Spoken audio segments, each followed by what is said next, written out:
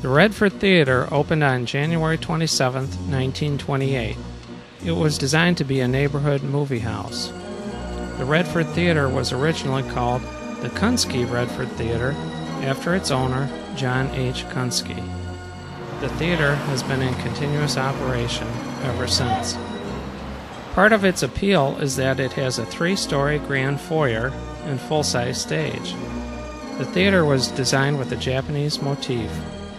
When entering the auditorium, you had the feeling of entering a Japanese garden. A pagoda-style roof decorated the inside of the theater. You also couldn't help but notice the colorful Japanese murals and stenciled designs. As you sat in your seat and looked up, you could see a deep blue sky with stars, while fluffy clouds appeared to float by. It was definitely a wonderful sight to see. The final cost of the theater, including furnishings, was $500,000. Silent films were still being produced when the Redford Theatre was being designed, so a Barton Theatre pipe organ was installed as the theater was being built. The organ is black and gold and has Japanese figures on each side. The organ produced a rich sound, not only from its large pipes, but also from its other instruments.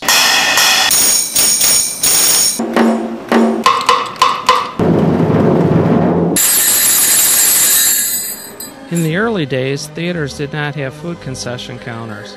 However, in the 1930s, the owner of the theater noticed that outside popcorn vendors were making good profits. He therefore added an inside food concession, which still exists today. In the 1940s, when Pearl Harbor was attacked and the country entered World War II, much of the Japanese-style decorations were removed, covered up, or painted over. In the 1950s, the theater changed owners. It was purchased by the Goldberg family and became part of their community theaters chain. As time went by, the pipe organ was used less and less frequently. In the 1960s, the Motor City Theater Organ Society became interested in the Redford Theatre. Since many theaters had their pipe organs removed, the Organ Society wanted to preserve the one at the Redford, which was still intact. Currently, the Redford Theatre and the Fox Theatre are the only 2 theaters in the Detroit metropolitan area with their original theater organs. The Organ Society made an agreement with the owners that they would voluntarily refurbish the organ if it was agreed that it would be used in the shows. The organ shows were very successful, but movie audiences dwindled. In 1977, the theater owners offered to sell the theater to the Motor City Theater Organ Society, and they gladly bought it. I remember coming here as a kid. I grew up a few blocks away. I saw Jerry Lewis on stage here. He came in and did a presentation for an opening of a film. I saw a lot of first-run films were released here. But the theater didn't look like this. When I came here, the theater was yellow. The walls had been all painted over. None of this that you see in here looked like this. Work on the theater has been continuous. Countless hours of repairs have been done by dedicated volunteers. Besides basic repairs, much time has been spent on restoring the original Japanese motif. Oriental chandeliers from the closed Detroit Oriental Theater were donated to the Redford Theatre in 1980. In addition, many man-hours have been spent stripping from 1 to 7 coats of paint to get down to the decorative stencils on the walls and ceilings. The lobby that's under construction right now was in brown paneling with a white drop ceiling. A very 1950s rec room. You came here, the lobby had 8 chandeliers with 250 watts in each chandelier. That's an enormous amount of lighting. You came into the building and you were transported. This is an atmospheric theater. It was designed to look like you were outdoors. The Japanese motif was done to take you away from your normal life. The theater itself has undergone 20 years of restoration work. Everything in here was stripped down to get the original paint colors, designs, and then painted back over and then reapplied.